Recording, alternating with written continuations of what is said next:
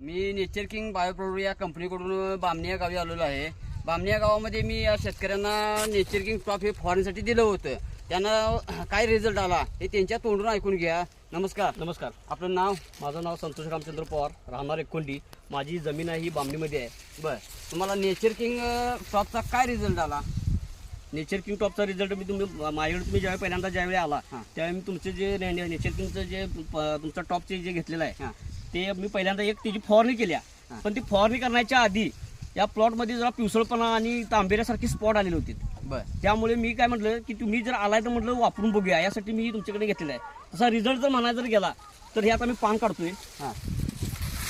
हे पान मी आता काढलेलं आहे. त्या पानाची जी लांबी आहे ती लांबी 4 बोटाची रुंदी आहे पानाची. आणि लांबी जी आहे ती जवळजवळ विचार करायला गेलं तर 1 मीटरच्या आसपास आहे. बरं, त्यानंतर विषय करायला गेला तर पानाची जी रुंदी आहे ती रुंदी फुल्ल आहे.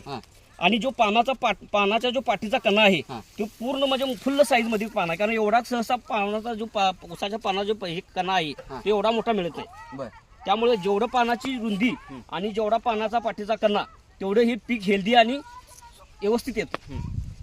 मग फुटवे जरा बघा.